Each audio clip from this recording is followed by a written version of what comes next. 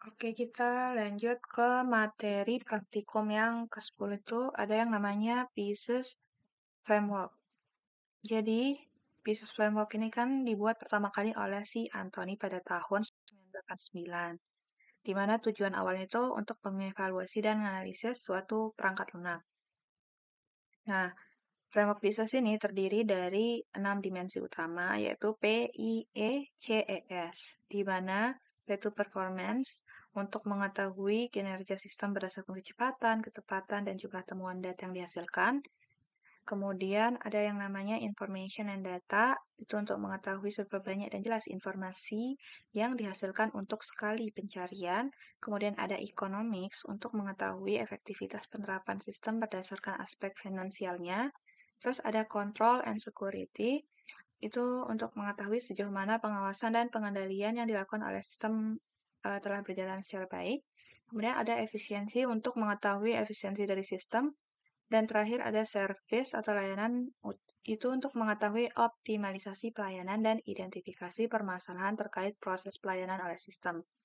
Nah, biasanya pengujian PISA ini dilakukan dengan kuesioner dan ada kode-kodenya. Contohnya di sini P untuk performanya atau performance tadi. Kemudian di contoh pertanyaan dari information atau kodenya I. Kemudian yang E pertama tuh E1, tadi itu ada economics, ini contoh pertanyaan untuk economics. Kemudian ada control and security, ini bentuk contoh pertanyaannya. Dan ada E2 tuh efisiensi, contoh pertanyaannya seperti ini. Dan yang terakhir ada S atau service, contoh pertanyaannya seperti ini. Nah, biasanya dinilainya itu berdasarkan skala Likert. Untuk nilai terendahnya itu 1, sangat tidak setuju, dan nilai tertinggi itu 5, sangat setuju. Untuk rumus yang digunakan dalam PISA ini ada yang namanya rumus rata kepuasan, yaitu jumlah skor kuesioner dibagi dengan jumlah data responden. Kemudian nanti didapatkan hasil dari rata kepuasan, kita lihat skala dari penilaiannya, termasuk dalam kategori mana, apakah nanti sangat puas, puas, netral, tidak puas, dan sangat tidak puas. Nah, di bawah ini merupakan contoh dari simulasi pengujiannya. Nanti aku jelasin di bagian langkah praktikum untuk cara pengujiannya ini. Jadi, kalian nanti akan mengakses yang namanya kuesioner PISA dari contohnya di sini studi kasus aplikasi Shopee. Di sini kemarin kita ada dapat respon sebanyak 107 jawaban. Aku bakal nyontohin satu aja untuk bagian aspek performance-nya. Jadi di bagian performance itu kan ada 3 pertanyaan. Kodenya itu P1, P2, sama P3. Kemudian kalian buka juga spreadsheet.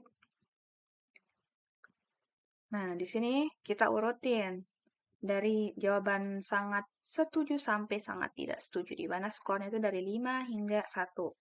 Jadi kalian sesuaiin. Tadi kan pertanyaannya ada 3 tuh. Untuk yang performance, kita lihat yang jawab skor sangat setuju yang skornya 5 itu ada berapa. Cara ngelihatnya gimana?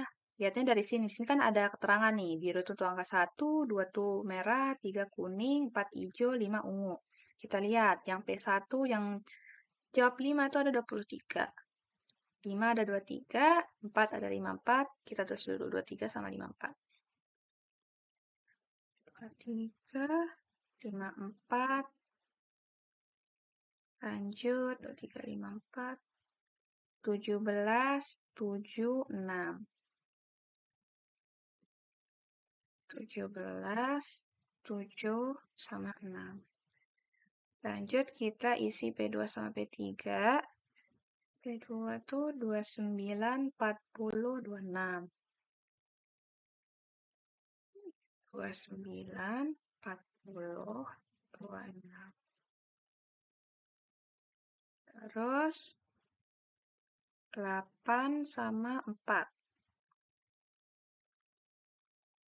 8, 4. Untuk yang P3 ada 30, 56, 15. 30, 56, 15.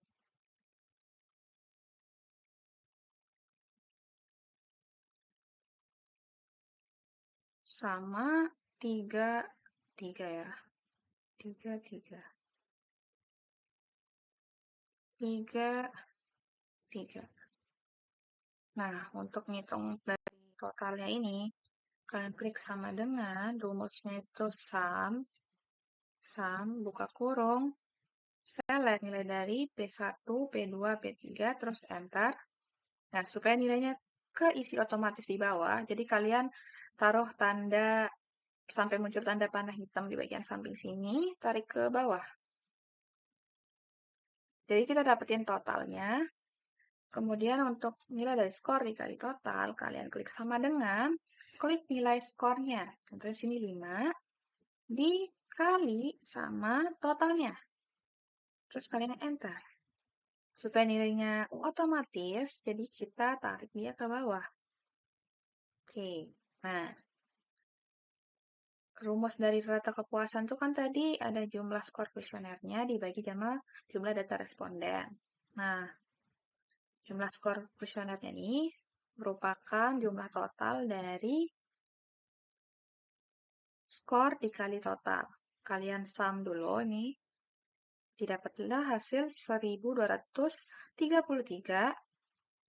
Terus untuk jumlah data respondennya, sum, buka kurung, kalian jumlahin seluruh totalnya. Oke. Terus kita bakal ngebagi, kalian klik sama dengan, bagi skor kuesioner dibagi sama jumlah data responden, enter. Dapat nilainya 3,84 sekian. Jadi kalau kita lihat di bagian skalanya, 3,84 itu termasuk dalam kategori penilaian puas. Nah, kenapa mereka ini puas? Respondennya puas, performance-nya itu kenapa? Mengindikasikan apa? Kita lihat lagi di bagian pertanyaan kuesionernya tadi.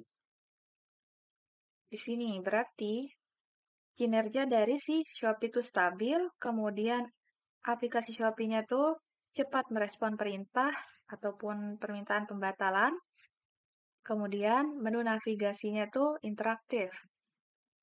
Jadi, contoh perhitungannya di sini aku cuma kasih yang bagian performance-nya.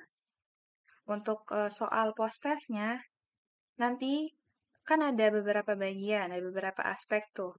Ada information data, economics, control security, efisiensi, service.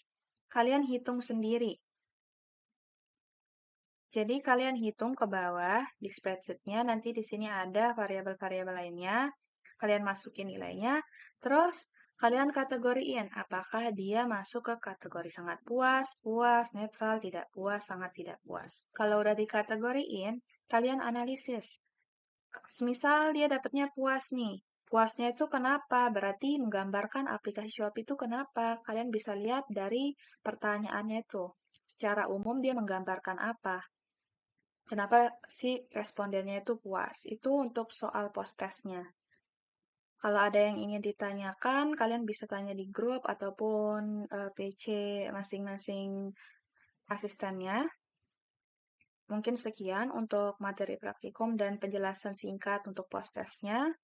Oh ya, untuk post-testnya nanti kalian analisis, ada gambar dari si tabel dan kategori penilaiannya itu termasuk apa, dan hasil analisisnya itu di Word.